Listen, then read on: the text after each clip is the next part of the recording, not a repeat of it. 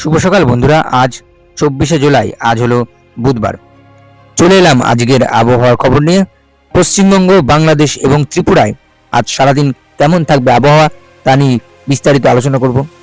তাই ভিডিওটি হবে খুব ইন্টারেস্টিং, তাই স্কিপ না করে সম্পূর্ণ ভিডিওটি দেখবেন।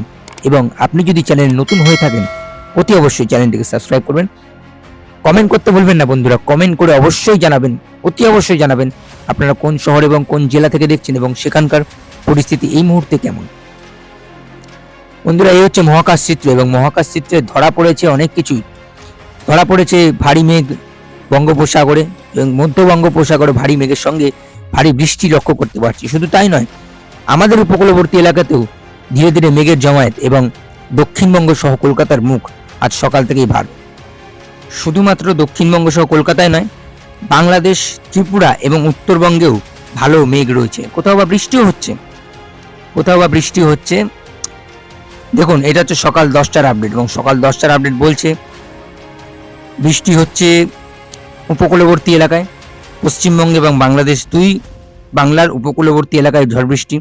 কলাপাড়া, খেপুপাড়া, এদিকে খুলনা, একটু জুম করলে দেখা যাবে কলকাতা চন্দননগর, সেখানে বৃষ্টি। গোসাবা, বারুইপুর,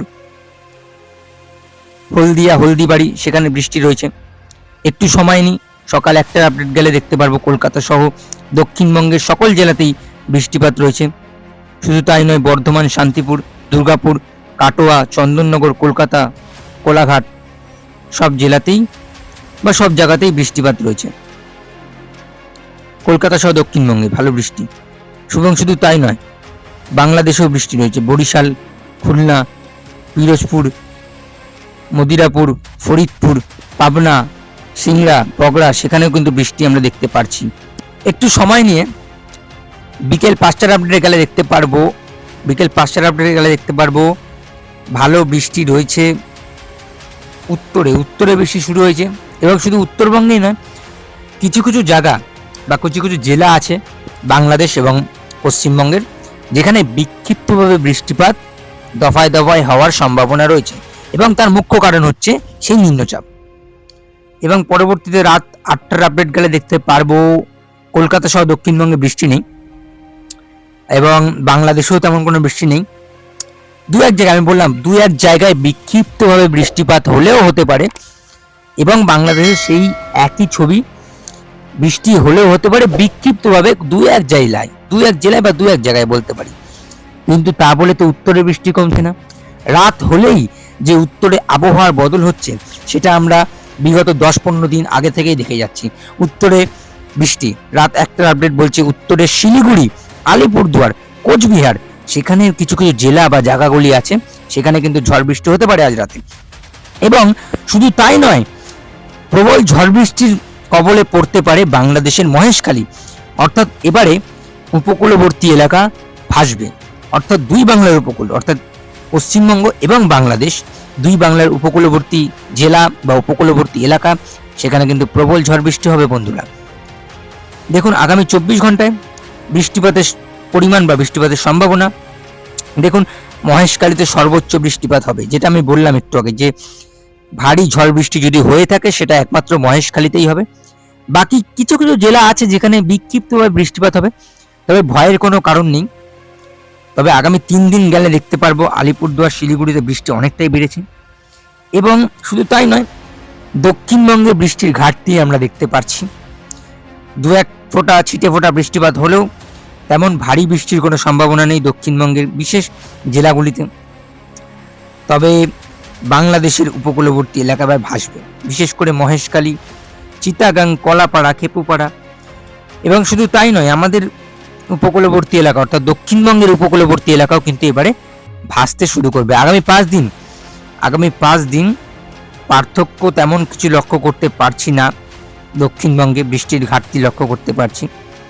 শুধু তাই নয়, বৃষ্টিপাত তো রয়েছে সকল জেলাতেই, সকল জায়গায়, কিন্তু উত্তরবঙ্গে যে বৃষ্টিপাত বেড়েছে সেটার প্রত্যক্ষ প্রমাণ পাবো আমরা আগামী 10 দিনে গেলে।